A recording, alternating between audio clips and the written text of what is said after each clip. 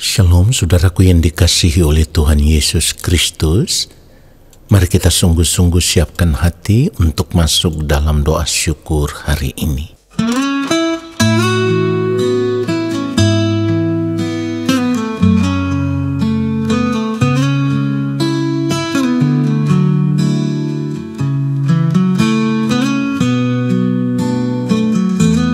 Ya Bapa, ini hamba-Mu,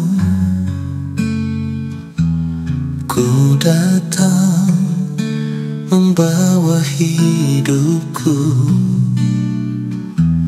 Ku mau duduk di kaki-Mu, menyembah-Mu, ya Allahku. Ya Bapa, ini hamba-Mu, ku datang membawa syukurku, karena kasih setia-Mu yang Engkau nyatakan padaku. Di hadirat-Mu jamahku Tuhan, di hadirat-Mu ajarku mengerti rencana-Mu Tuhan dalam hidupku. Ku mau hidup lakukan kehendak-Mu.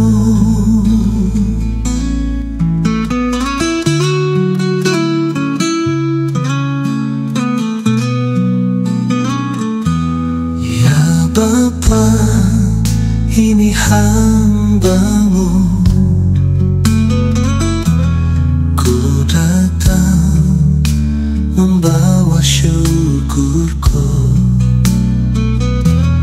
karena kasih setia-Mu yang Engkau nyatakan padaku. Di hadirat-Mu jamahku Tuhan,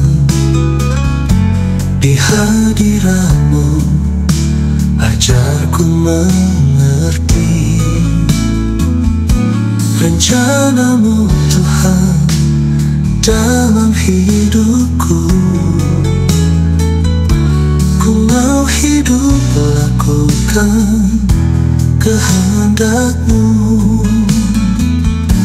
Di hadirat-Mu jamahku Tuhan,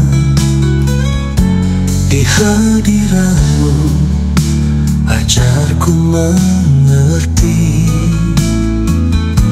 rencana-Mu Tuhan dalam hidupku.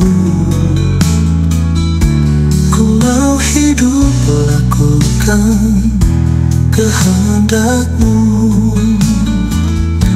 Ku mau hidup lakukan kehendak-Mu. Ku mau hidup lakukan kehendak-Mu.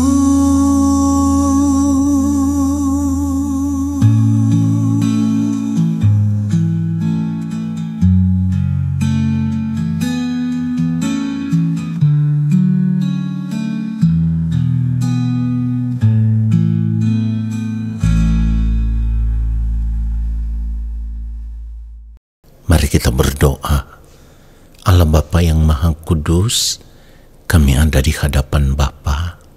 Kami mau duduk diam di dalam hadirat-Mu, dan kami mau menanti-nantikan firman-Mu. Lawatlah setiap kami ya Bapa. Lewat firman-Mu biarlah kami dibentuk, supaya pada akhirnya di ujung kehidupan kami nanti, hidup kami ditemukan berkenan di hadapan Bapa di sorga, dan Engkau mengenal kami sebagai anak-anak-Mu ya Allah. Roh Kudus Tuhan mengurapi kami, supaya dalam pengurapan kuasa Roh Kudus, kami semakin mengerti apa yang Bapa kehendaki lewat firman yang kami dengar. Di dalam nama Tuhan Yesus Kristus kami berdoa. Amin. Saudara yang dikasihi oleh Tuhan Yesus Kristus, setiap kita, bahkan semua manusia, memiliki kehendak bebas. Kehendak bebas itu kedaulatan. Jadi setiap kita bisa melakukan apa saja sesuai dengan kehendak bebas yang kita miliki. Tetapi persoalannya adalah ketika kita hidup sebagai orang percaya, kita harus sadar kalau kita memakai atau menggunakan kehendak bebas kita untuk melakukan segala sesuatu yang tidak tepat, artinya yang kita lakukan itu tidak sesuai dengan pikiran dan perasaan Allah, berarti kita telah mempergunakan kehendak bebas yang kita miliki untuk hal yang bisa mendatangkan bahaya atas kehidupan kita di kekekalan nanti. Kenapa saya katakan kita telah mempergunakan kehendak bebas untuk melakukan sesuatu yang bisa mendatangkan bahaya bagi kehidupan kita di kekekalan nanti? Hal itu karena apapun yang kita lakukan tidak sesuai dengan kehendak Allah Bapa di sorga, berarti kehidupan kita tidak berkenan kepada Allah. Saudara perhatikan itu, kehidupan kita pasti tidak berkenan kepada Allah. Saudaraku, di sini kita harus benar-benar menyadari bahwa kematian itu pasti. Ya, kita harus menyadari kematian itu pasti. Tidak ada seorang pun yang dapat menolak kematian kalau waktunya sudah tiba, saudaraku. Perhatikan itu. Nah, persoalannya adalah di balik kematian nanti, setiap kita harus mempertanggungjawabkan perjalanan hidup kita selama kita masih hidup di dunia ini. Ini yang harus kita sadari, saudaraku. Kenapa demikian? Karena justru di balik kematian itulah kita akan menuai buah dari apa yang kita tabur selama kita hidup di dunia ini, ketika kita mempergunakan kehendak bebas yang kita miliki. Tadi sudah saya katakan di awal, kalau kita mempergunakan kehendak bebas kita untuk melakukan segala sesuatu yang tidak sesuai dengan kehendak Allah Bapa di sorga, atau tidak sesuai dengan pikiran dan perasaan Allah, maka yang akan kita tuai di kekekalan nanti adalah kebinasaan.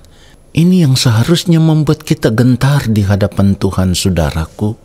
Artinya untuk apa kita mempergunakan kehendak bebas yang kita miliki hanya untuk menikmati kesenangan hidup dunia ini?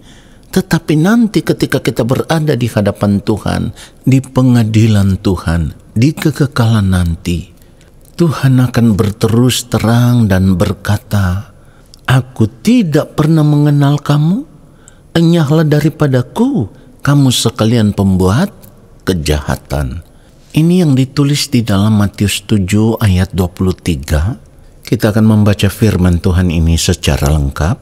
Pada waktu itulah aku berterus terang kepada mereka dan berkata, "Aku tidak pernah mengenal kamu, enyahlah daripadaku, kamu sekalian pembuat kejahatan."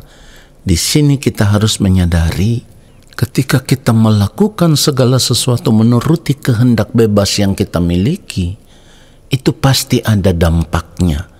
Jadi kalau yang kita lakukan adalah segala sesuatu yang sesuai dengan pikiran dan perasaan Allah, berarti kehidupan kita berkenan kepada Allah dan kita akan diterima di dalam kerajaan Allah. Sebaliknya, kalau kita mempergunakan kehendak bebas kita untuk melakukan segala sesuatu yang tidak sesuai dengan pikiran dan perasaan Allah, maka kita akan ditolak oleh Allah karena kehidupan kita tidak berkenan kepada Allah. Jadi di sini kita harus menyadari, sekalipun kita punya kedaulatan untuk melakukan segala sesuatu mengikuti kehendak bebas yang kita miliki. Tetapi kita harus ingat, sebagai orang percaya, kita harus tahu kalau Tuhan itu punya tatanan. Ya, Tuhan itu punya tatanan. Hidup sebagai orang percaya itu ada tatanannya. Artinya, hidup sebagai orang percaya berarti kita harus hidup menuruti tatanan Allah. Kita harus hidup menuruti perintah-perintah Allah. Orang yang hidup menuruti perintah-perintah Allah itu menunjukkan bahwa ia mengenal Allah. Ia tahu benar. Kalau melakukan segala sesuatu tidak sesuai dengan kehendak Allah, itu artinya kita hidup seperti orang-orang yang tidak mengenal Allah. Padahal kita mengaku diri sebagai orang Kristen, kita mengaku diri sebagai orang percaya yang mengenal Allah. Kalau kita berkata kita mengenal Allah, kita harus hidup sesuai dengan tatanan Allah. Firman Tuhan katakan di dalam 1 Yohanes 2, kalau kita membaca mulai ayat yang ketiga dikatakan, dan inilah tandanya bahwa kita mengenal Allah, yaitu jikalau kita menuruti perintah-perintahnya. Saudara perhatikan itu. Jadi kalau kita melakukan segala sesuatu mengikuti kehendak bebas yang kita miliki, tetapi apa yang kita lakukan itu sesuai dengan perintah Allah, itu tandanya kita hidup sebagai orang percaya yang mengenal Allah. Karena kita tahu Allah itu punya tatanan.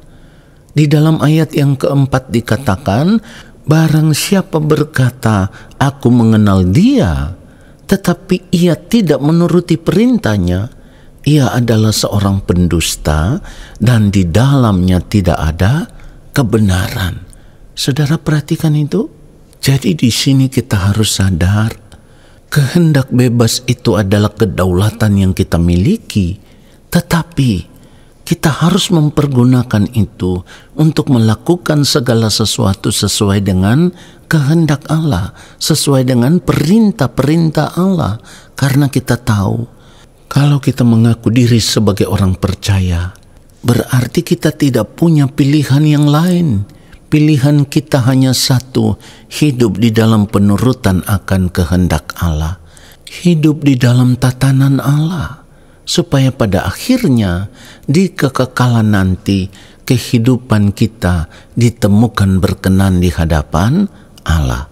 Saudara, ini yang harus kita perjuangkan. Pertanyaannya sekarang, bagaimana caranya kita bisa mempergunakan kehendak bebas kita untuk melakukan segala sesuatu sesuai dengan kehendak Allah Bapa di sorga? Jawabannya hanya satu. Belajarlah untuk tidak punya keinginan apapun terhadap dunia ini. Dan teruslah berjalan dengan Tuhan di sepanjang perjalanan kehidupan kita. Kita harus percaya, ketika kita memilih untuk terus berjalan dengan Tuhan, Tuhan pasti beserta kita. Ingat itu, Tuhan pasti beserta kita. Tetapi berapa banyak di antara kita yang mau serius berjalan dengan Tuhan? Saudaraku, kalau kita tidak sungguh-sungguh mau berjalan dengan Tuhan di sepanjang hari hidup kita, kita akan terhilang dari hadapan Tuhan. Kenapa demikian? Karena orang yang tidak berjalan dengan Tuhan sama dengan orang yang tidak mau atau orang yang tidak bersedia menyerahkan hidupnya untuk hidup di dalam pimpinan Roh Allah, maka segala sesuatu yang ia lakukan pasti tidak sesuai dengan kehendak Allah. Tetapi kalau kita menyerahkan hidup kita, kita bersedia hidup di dalam pimpinan Roh Allah, maka apapun yang kita lakukan akan sesuai dengan kehendak Allah Bapa di sorga. Dan orang yang hidup hanya melakukan kehendak Allah Bapa di sorga, kehidupannya akan berkenan kepada Allah. Hidup melakukan kehendak Allah Bapa di sorga itu sama seperti apa yang Tuhan Yesus katakan, di mana Tuhan Yesus berkata, makananku ialah melakukan kehendak Dia yang mengutus aku dan menyelesaikan pekerjaannya. Jadi kalau kita berkata kita berada di dalam Yesus, ya kita harus hidup sama seperti Kristus telah hidup. Hidup untuk melakukan kehendak Allah Bapa di sorga, supaya di ujung kehidupan kita nanti, hidup kita berkenan kepada Allah, dan kita bisa menuai hidup yang kekal, dan kita akan tinggal bersama-sama dengan Allah Bapa di sorga, bersama-sama dengan Tuhan Yesus di dalam kerajaannya sampai selama-lamanya. Jika tidak, kita akan binasa, kita akan terbuang dari hadapan Allah. Biarlah kebenaran firman Tuhan ini menyadarkan kita dan memberkati kita semua. Amin. Mari kita berdoa. Bapa yang Maha Kudus, terima kasih untuk kebenaran firman-Mu. Kami mau berjuang ya Bapa, untuk mempergunakan setiap kehendak bebas yang kami miliki. Kami mau mempergunakan itu semua hanya untuk melakukan apa yang menjadi kehendak-Mu ya Allah di sepanjang umur hidup kami, supaya kehidupan kami senantiasa berkenan di hadapan-Mu ya Bapa. Terima kasih untuk firman-Mu yang memberkati kami. Saat ini kami mengangkat tangan di hadapan Bapa di sorga. Kami percaya Engkau akan menurunkan tangan dan memberkati hidup kami. Saudaraku, arahkanlah hatimu tertuju kepada Tuhan dan terimalah berkat-Nya. Segala berkat kasih karunia daripada Allah Bapa di sorga, rahmat cinta kasih yang berlimpah-limpah dari Tuhan Yesus Kristus, di dalam persekutuan yang manis dengan Roh Allah yang kudus, turun atas hidupmu, menyertai langkah hidupmu, dan memberkati kehidupanmu sekarang dan sampai selama-lamanya. Amin. Saudaraku, terima kasih sudah mengikuti doa syukur hari ini. Sampai jumpa dalam doa syukur besok hari. Tuhan Yesus memberkati kita semua. Shalom.